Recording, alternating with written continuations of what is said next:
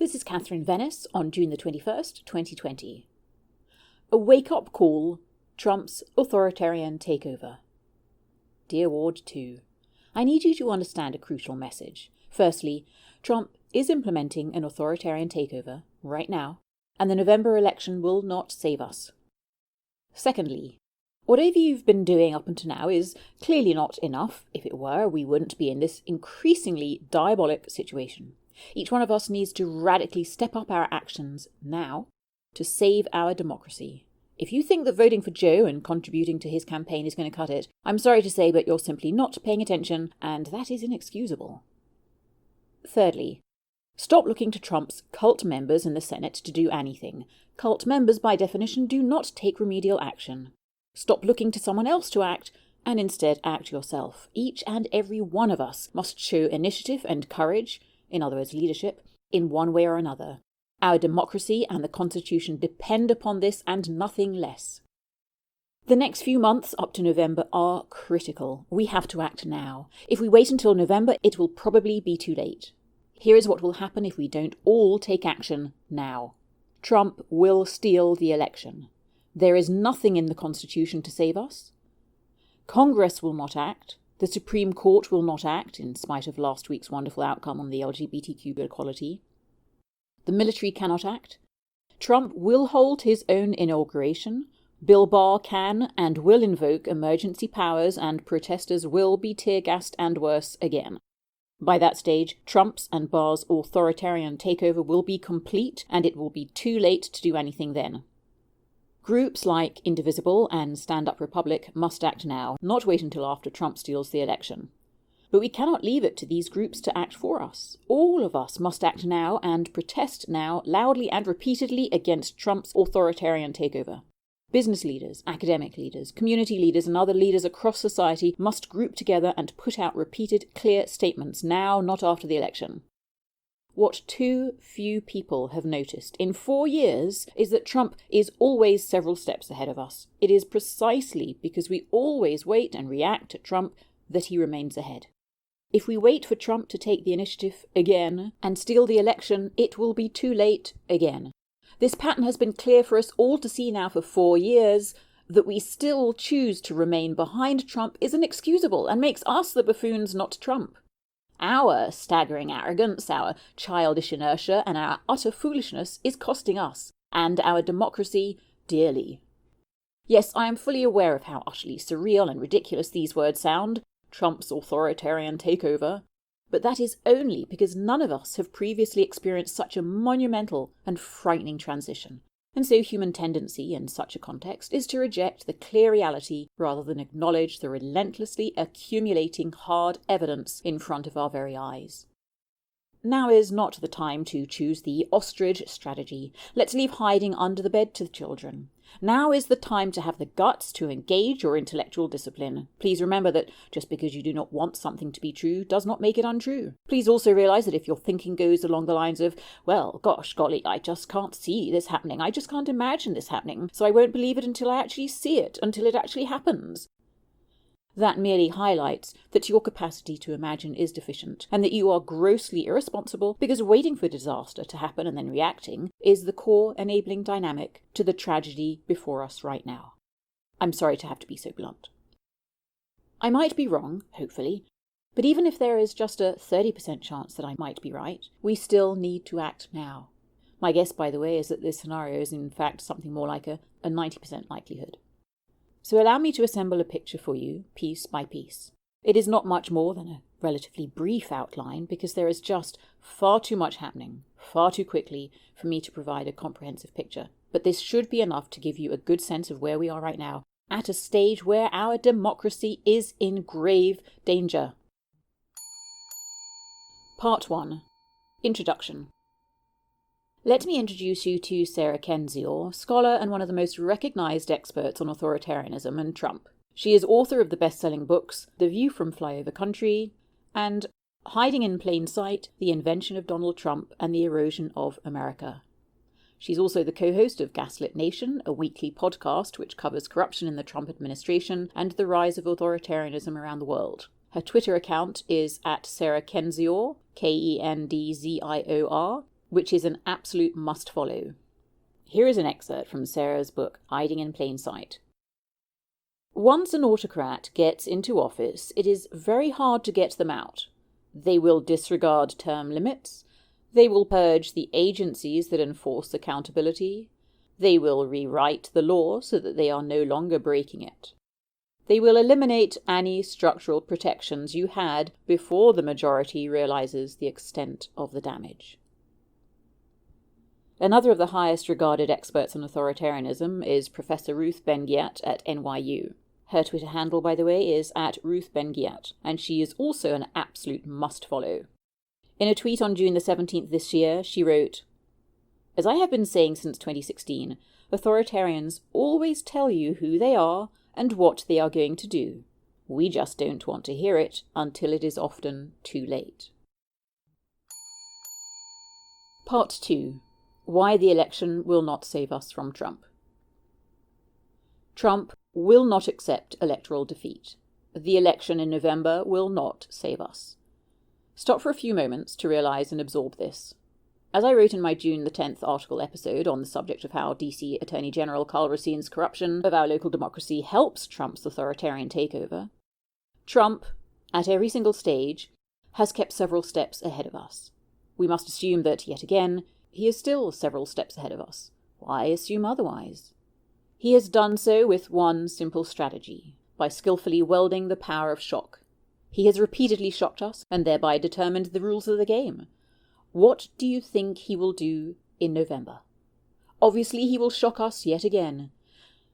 Trump is not playing democracy. We are. And while we are, he is running rings around us.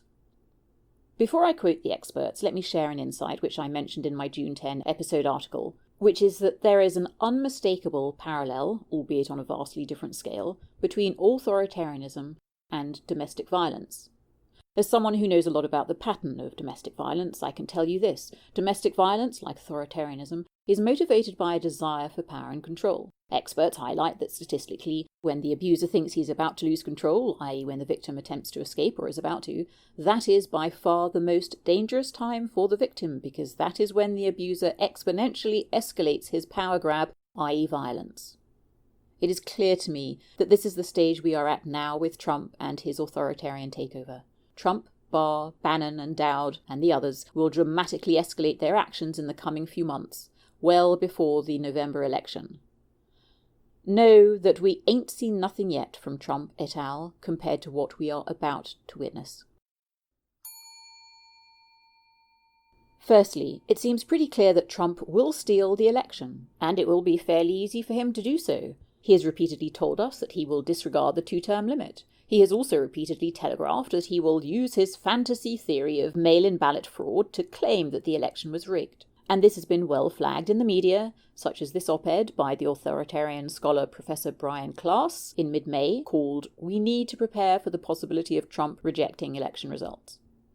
Meanwhile, Michael Cohn also testified before Congress last March that, I quote, "I fear that if he loses the election in 2020, there will never be a peaceful transition of power." Authoritarianism expert Prof Ruth Ben-Ghiat wrote in an op-ed on May 2nd, 2017, called "Trump at his Most Dangerous." "Authoritarians tell us what they are going to do before they do it. Trump always follows this rule. Democracy dies not only in darkness, but also with advance notice, in clear view. Trump's letting us know that he intends to act." Let me remind you that the proven Russian interference in our 2016 elections has never been remedied.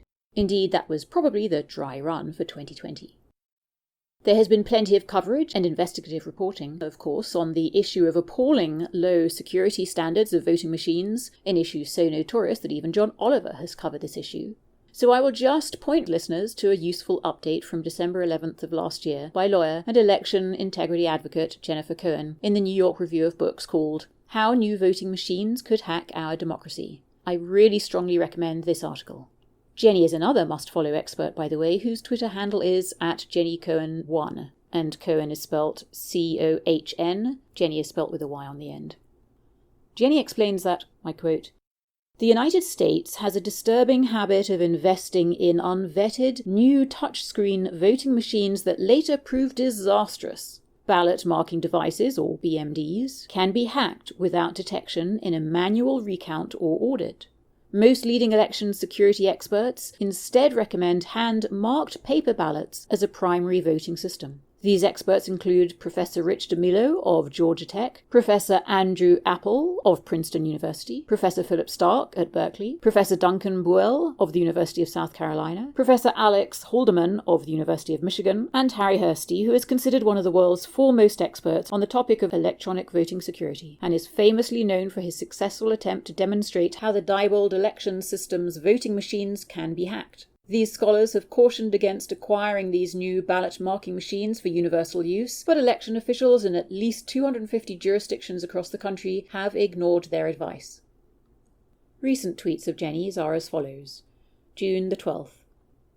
I quote, "Jaw-dropping news. Voting machine vendor ES&S won't let election officials in Broward County, Florida, access the election system database with the county's vote totals. Election officials are certifying as valid whatever results ES&S gives them." Data analyst at PBuzz3, Perry Busby, explains.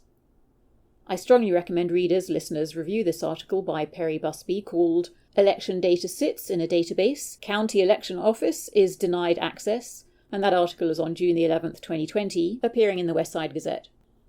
June the 17th, I quote, "This is horrifying. Votes from predominantly black precincts in Tennessee and Georgia have vanished from ES&S voting systems. Election Commissioner Benny J. Smith made the Tennessee discovery by comparing precinct poll tapes to reported totals.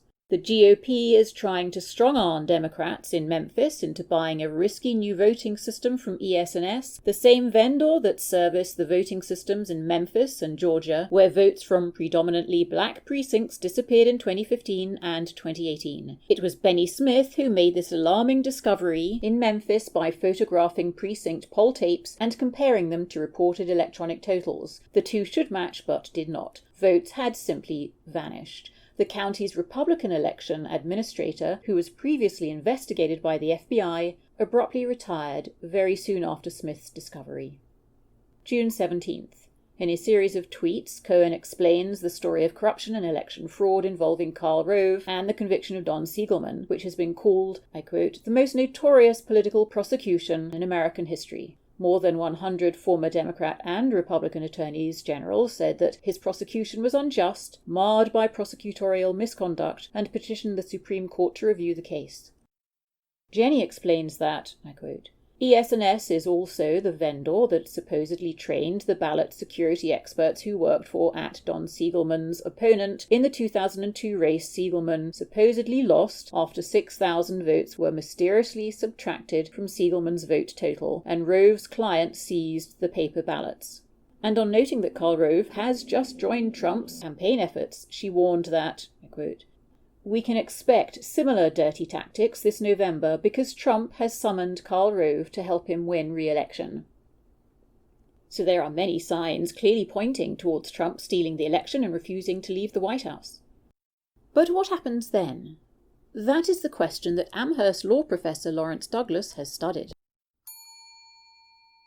In short, Professor Douglas explains that in this scenario there is nothing that can stop Trump retaining power. He puts it succinctly, I quote, "If things go a certain way, there's a Chernobyl-like defect built into our system of presidential elections that really could lead to a meltdown." Below are some key excerpts from an interview with Vox on June the 3rd. The piece is titled, "Will He Go? A Law Professor Fears a Meltdown This November." Why the Constitution and federal law won't save us. I quote, "That's what led me to start asking, what types of federal laws do we have in place? What kind of constitutional procedures do we have in place to right the ship? And what I found is that they just don't exist. The Constitution and the federal law don't secure the peaceful succession of power. They presuppose it. They assume that it's going to happen. So if it doesn't, well, no one knows." Also, Trump's cult, Hiding behind the facade of the Republican Party won't save us. I quote Professor Douglas. What makes our situation particularly dangerous is it's not simply the statements that come out of Trump. We're pretty used to Trump making statements that leave us all gobsmacked at this point.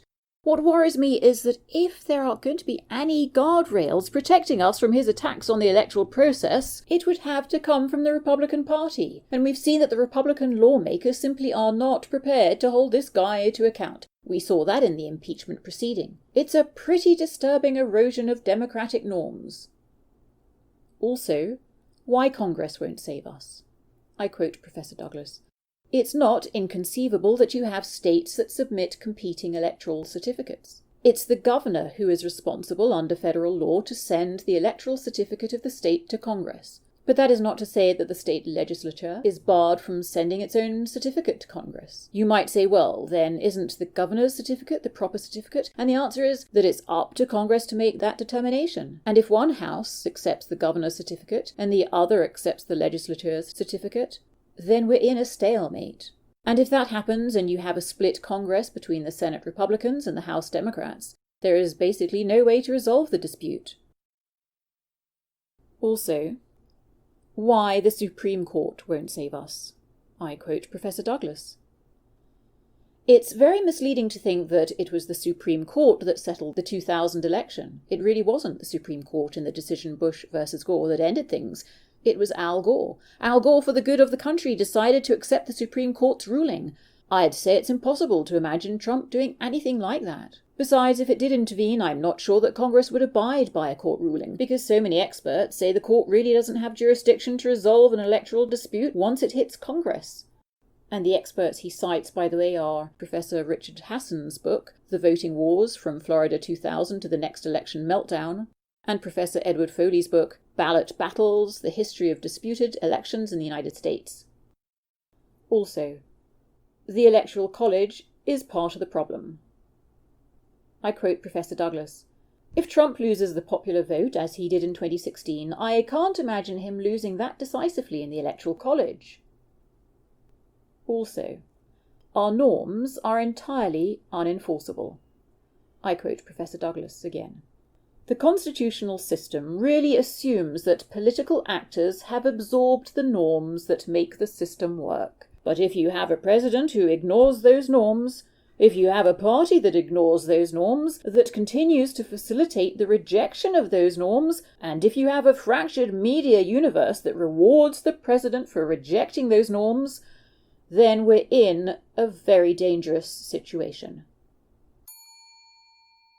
Next, let's turn to the military. Joe Biden unfortunately hasn't done his homework and erroneously dreams that the military will come to our rescue. They can't. Yes, Mattis and the 89 defense officials have spoken out, as have Generals Goldfein, Silveria, Lengel, Dempsey, Thomas and Allen, and Admirals Mullen and Winnefeld. But that does not mean that the military can save us. Let me introduce you to retired General Mark Hertling, who has served under 5 Republican and 3 Democrat presidents. His tweets below give a good encapsulation. June 1st. I quote the General. There are things the military won't do. They won't save us. They won't come to the rescue to overthrow elected officials. They won't interfere in writing laws or executing rule of law. They won't fix what some say is broken. That's not the military's job. Citizens were voicing concerns because they didn't like what was happening in our government. They must have forgotten that the job of fixing these things is not the job of anyone in the military. It's the job of the people, their elected officials, their laws and policies. June 8th. Esper and Milley allegedly said that they will not testify before Congress as asked. That's not good. After a 3- or 4-star general is nominated by POTUS for promotion or a position, she is confirmed by Congress. That's an interesting process, because the first thing that occurs in the confirmation process comes via a question, do you agree, if confirmed and on request, to appear and testify before this Congress when requested? If the general answers no, the confirmation process usually ends. While political appointees may attempt to flaunt this procedure in appearing for testimony, I would think all military leaders, especially the CJCS, would uphold both the oath, their knowledge of the Constitution, and their integrity and duty when asked to appear. Robert Kagan, in his op-ed called The Battle of Lafayette Square and the Undermining of American Democracy on June 3rd, pointed out, I quote, "But what is the military leadership to do when a duly elected president gives it a plausibly legal order to deploy in the United States? And what if that order comes after a contested election that the president has declared rigged due to alleged foreign meddling or some alleged domestic fraud? When protesters gather in the streets and the law and order president orders the military to move against that insurrection and domestic terror, will the fate of our democratic experiment depend on the military refusing to obey?" Turning to a piece by American Enterprise Institute's Director of Foreign and Defense Policy Studies, Kori, the piece is called "The Military Can't Save Washington from Itself," and it highlights the military's concern with loss of reputation if it fails to uphold its tradition of political abstention. I quote, "Surveys that former Defense Secretary James Mattis and I conducted for our book, Warriors and Citizens, showed broad support for the military, but Mattis and I concluded that the near-term gain of public support for a particular policy may result in a long-term erosion of the military's standing with the American public if the people come to see military leaders as politicized.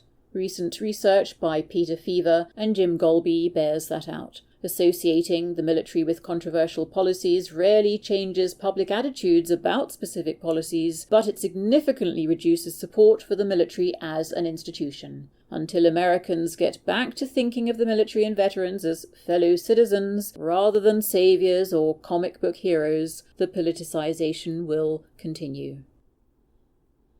I tweeted General Hertling about this article on June the 16th, and he replied to me, "I agree with Dr. Schake on many things, and this article is spot on. And the military is unfortunately sometimes associated with bad policies. It should never be used for illegal acts to support any politician," he wrote. Let's turn back to Robert Kagan in his piece in the Post on June the 3rd to summarize the above points.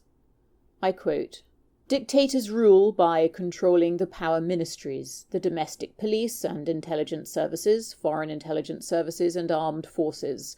US democracy has been sustained by a strong tradition of ensuring that the power ministries serve the Constitution and the broader interests of the American people, not the political and personal interests of the individual in the White House.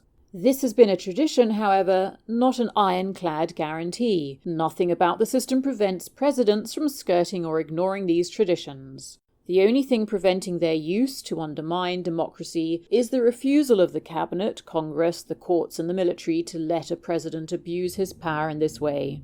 Already we have seen that the first three institutions cannot be relied upon. 2 of the 3 power ministries are being subordinated to the president's personal and political interests. Under Barr, the Justice Department ignores traditional rules aimed at shielding prosecutors from political manipulation. So far, these departures from the norm have been used to aid the president's friends, though nothing prevents them from being used to persecute the president's enemies. Meanwhile, the FBI is under attack for disloyalty to the president and may undergo a purge of those deemed unwilling to support the president's personal and political agenda. The CIA faces similar pressures. All of this is occurring without obstruction from Congress and is actually aided by the Republican majority in the Senate. Whether the courts will or can contain the president remains to be seen. It is doubtful that the highly politicized Supreme Court would intervene in the president's management of the executive branch, and the court is traditionally reluctant to intervene when a president says national security is at stake, whether or not the claim is legitimate.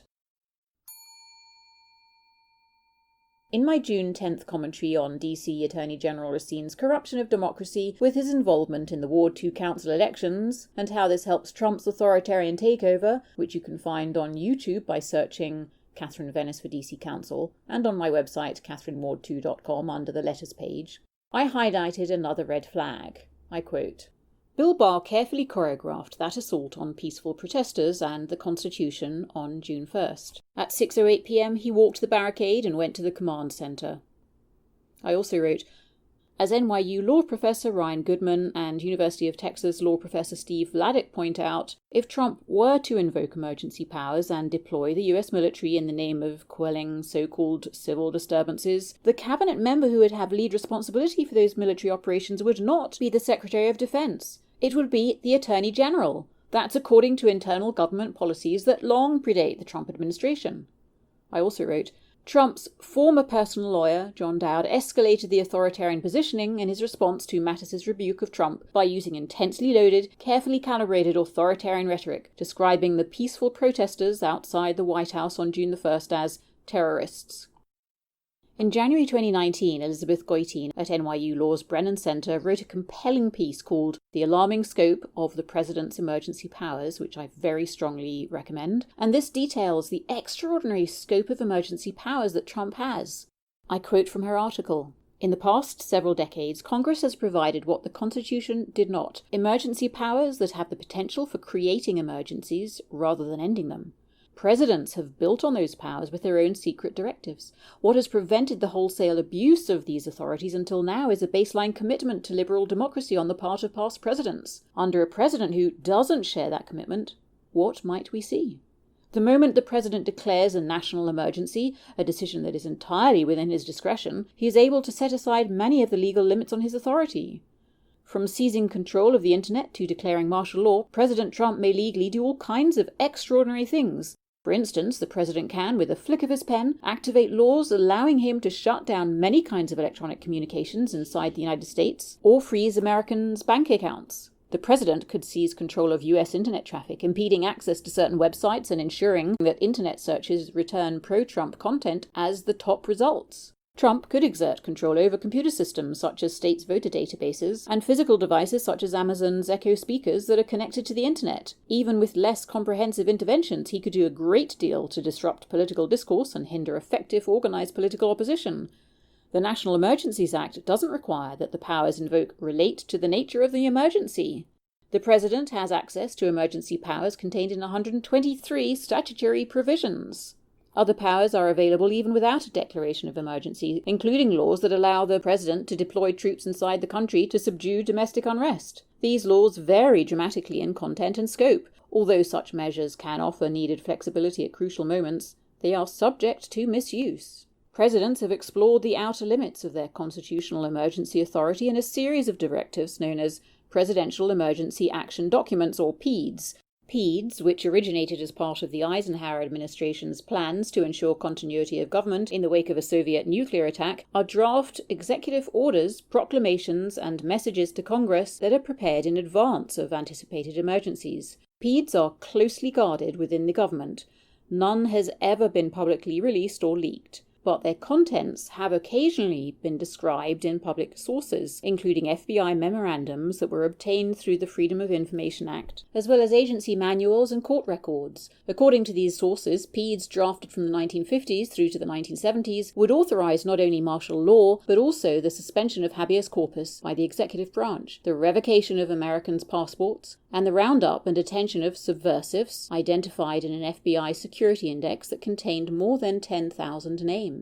Less is known about the contents of more recent PEADs and equivalent planning documents, but in 1987 the Miami Herald reported that Lieutenant Colonel Oliver North had worked with the Federal Emergency Management Agency to create a secret contingency plan authorizing suspension of the Constitution, turning control of the United States over to FEMA, appointment of military commanders to run state and local governments, and declaration of martial law during a national crisis. The 2007 Department of Homeland Security report lists martial law and curfew declarations as critical tasks that local, state, and federal government should be able to perform in emergencies. In 2008, government sources told a reporter for Radar magazine that a version of the security index still existed under the code name Main Core, allowing for the apprehension and detention of Americans tagged as security threats. It will be up to President Trump whether to actually use them. Part 3. How Authoritarian Takeovers Happen. Several CIA veterans who have monitored authoritarian states around the world have raised the alarm in recent weeks. For example, Gail Helt said, "I've seen this kind of violence. This is what autocrats do. This is what happens in countries before a collapse. It really does unnerve me. Mark Polymeropoulos wrote, "It reminded me of what I reported on for years in the Third World. Saddam, Bashir, Gaddafi, they all did this." Representative Abigail Spanberger wrote, "As a former CIA officer, I know this playbook." Indeed, several scholars of authoritarianism have been sounding the alarm on Trump's authoritarianism for over 4 years. But just as climate scholars were ignored for years before the public finally woke up, so too have authoritarianism experts been largely ignored so far, as Sarah Kendzior has pointed out. On May 2, 2017, in a piece called "Trump at his Most Dangerous," fascism expert and history professor Ruth Ben-Ghiat explained how authoritarian regimes happen. I quote her. "Sometimes political change happens suddenly. You wake up and a military junta has taken over your country, or some other kind of revolution has happened. But other times the climate shifts little by little. A few big gestures of aggression, and then things settle down. Then the cycle repeats until one day the tipping point is reached and you find your democracy has been transformed into an autocracy. We're at serious risk of this happening in America." Trump's first 100 days have been a lesson for him in what he can and cannot easily do. He's followed the authoritarian playbook in attacking those sectors of society that uphold the value of evidence, the judiciary, the press, researchers. He's purged the bureaucracy, hired family members who thumb their noses at conflicts of interest, bullied critics on Twitter, and incited a climate of hatred towards targeted groups, Muslims, Latinos, immigrants, and more. On June 1st, Ben-Ghiat wrote simply, "This is American authoritarianism." Similarly, authoritarianism expert Sarah Kendzior, in the November 13th, 2019 episode of her podcast series with Andrea Chalupa called Gaslit Nation, warned us, I quote, "We have already reached the point in the US where autocracy has consolidated. It's here. It's not like someone puts barbed wire around your neck and says, 'Welcome to authoritarianism.' It happens incrementally. The entire concept of law and due process and facts and truth is up for grabs, and that has accelerated a lot with the appointment of Bill Barr." In a series of tweets on June 3rd, Kendzior wrote, I quote, "Do you know how rare it is for a large group of PhDs to agree on anything? But in 2016, scholars of varied disciplines, regional specializations, and political orientations all agreed on the threat of Trump. We spoke out loudly to a receptive public and a vacuous elite. Scholars of authoritarianism weren't alone. People who lived in authoritarian states said the same thing. Complicity, denial, selfishness, take your pick. You needed a lot of it to not see this threat coming.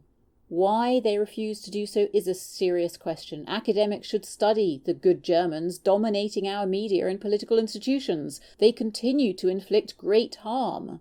There is a massive problem of conformity and self-censorship in the media. That same problem existed during the rise of authoritarianism itself. George Orwell wrote about it constantly. That's why he made Animal Farm a children's book.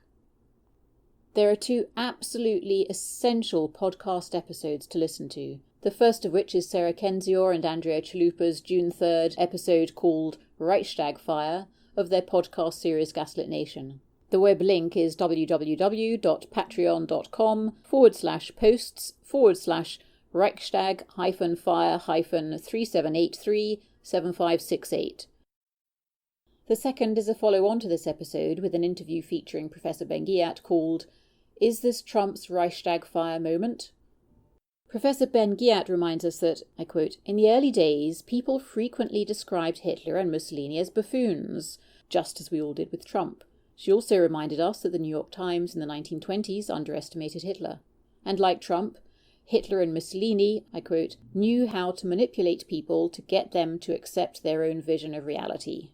Professor Ben-Ghiat also mentions historian and Nazi expert Sir Richard J. Evans, who wrote that, I quote, "If Hitler's rise teaches us anything, it is that the establishment trivializes demagogues at its peril." Part 4. Why Trump is at his most dangerous now. In my June 10th commentary, I wrote that, I quote, "My knowledge of domestic violence as a survivor, and domestic violence, by the way, is authoritarianism at the domestic level if the domestic violence is extreme, and of the textbook pattern of how an abuser carefully choreographs the power dynamic before his victim has even begun to notice, has also yielded clues. Professor Ben-Ghiat, Kendzior, and others have rightly highlighted the gaslighting effect, for example, which is just one of many dynamics common to both macro and micro-authoritarianism. But the most important dynamic is this.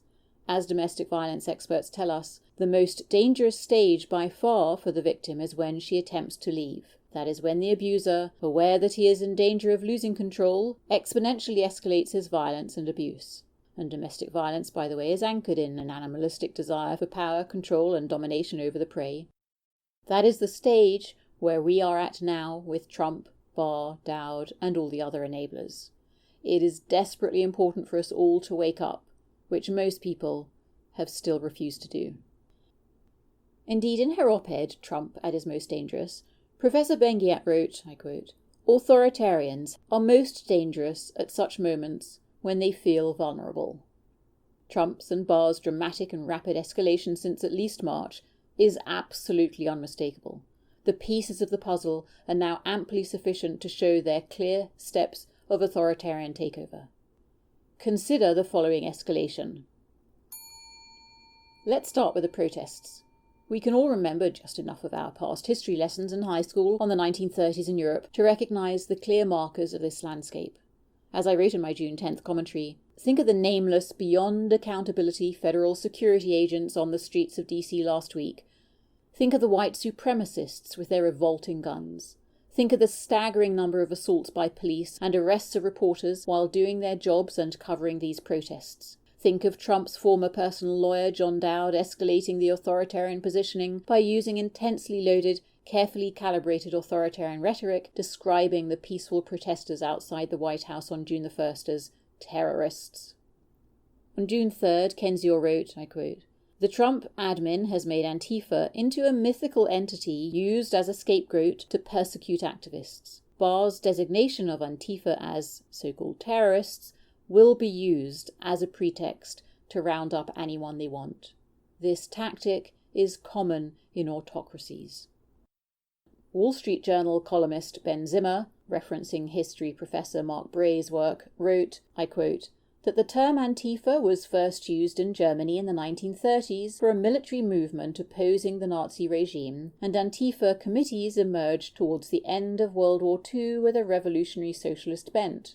As Professor Ben-Ghiat explained, when the Nazis needed to wipe out the political opposition, anti-fascists were first treated as terrorists, and a special tribunal was created, as well as a special political police, to deal with them. At times, they were lumped together with other so-called degenerates, like alcoholics, petty criminals, the mentally ill, and others who were viewed as deficient and unable to be redeemed and normalized by the state. Zimmer continues, I quote, Trump's June 1st Rose Garden speech bore all of these authoritarian hallmarks. It used protests over grave injustices merely as a pretext for an aggressive, militaristic stance against the country's own citizens, any one of whom might now be branded as so-called domestic terrorists by the state. On the widespread police brutality across the US during the protests, Kendzior highlights, I quote, "In 2014, the police were afraid of being filmed. They were afraid of having their brutality captured. Now, they're reveling in it. They know that state-sanctioned violence is permissible. They know that they can get away with anything. White supremacy overtly as a goal of the government, as a goal of the police, they're not apologetic about that. Any kind of American authoritarianism is going to be rooted in racist violence." And last week, we have also seen explicit Nazi hate symbols used in Trump's Facebook adverts, as the Financial Times and the Washington Post reported. Let me reiterate Professor Ben-Ghiat's warning at the top of this episode, I quote, "Authoritarians always tell you who they are and what they're going to do. We just don't want to hear it until it's often too late." Trump has been telling us in explicit words and actions what he is and is going to do since 2015, which too many people have found numerous ways to dismiss. None of what we have seen so far from Trump and Barr, including the events of June the 1st, etc., is a one-off. Each of these actions will increasingly become the normal operating procedure for Trump and Barr going forward as they escalate their authoritarian activity. As with the standard pattern of domestic violence, each individual act of power and control, i.e. harm, is typically dismissed as a denial, disbelief, shock response when viewed in isolation. It is only when all of these individual acts are viewed together as pieces of a puzzle that the true magnitude and ramifications of harm become undeniably apparent. Americans must stop minimizing all of these individual actions by Trump, Barr et al., and understand the gravity and ramifications of their harm. Let's now turn to Trump's most recent purges, the pace of which began rapidly accelerating in March, with Trump's new loyalty enforcer John McEntee's multi-agency purges, and further ramped up with April's and May's stunning purge of no fewer than 5 inspectors general, Atkinson, Fine, Grimm, Bem, and Linick, described by The Economist magazine as, I quote, Trump's war on inspectors general, and as a crisis that should prompt alarm bells going off everywhere by whistleblower experts. Last week saw the purge of Voice of America and the US Agency for Global Media by Steve Bannon. As the Financial Times reported, Michael Pack, who has called Mr. Bannon his mentor, was installed as the head of the US AGM, which oversees Voice of America. Pack's installation caused the Voice of America leadership to resign, while Pack promptly, as the Financial Times reported, cleaned house by sacking the heads of most of the other media groups under his remit. A beacon of democracy to the world, the moves have sparked outcry, while Freedom House, a pro-democracy watchdog, said that the firings were a very bad sign for US democracy. On the expected installation of Sebastian Gorka as the new Voice of America head, Professor Ben-Ghiat wrote in a tweet on June the 15th, "See my prior tweet about new Voice of America News head being a Bannon protege. Expect the worst right-wing hacks to get jobs there and beam their propaganda to hundreds of millions every day." I also refer you back to Elizabeth Goitein's warning of January last year, which I mentioned earlier in this episode, about the special powers that Trump already has. Last weekend also saw the sudden ousting of Jeffrey Berman, U.S. Attorney of the Southern District of New York, in an apparent response to the release of John Bolton's tell-all book on Trump.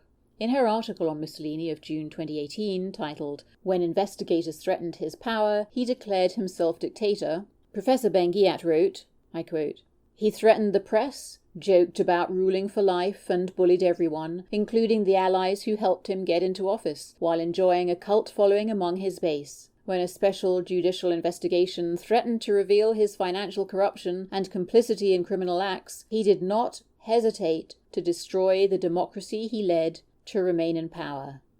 And again last week on June the 19th, she wrote a reminder, I quote, "Mussolini declared dictatorship to escape prosecution." The former director of the US Office of Government Ethics put it succinctly on June the 20th, I quote, "The Republic is burning down. Barr's a threat to the Republic. Under him, the department clearly works for Trump's personal interests and against democracy."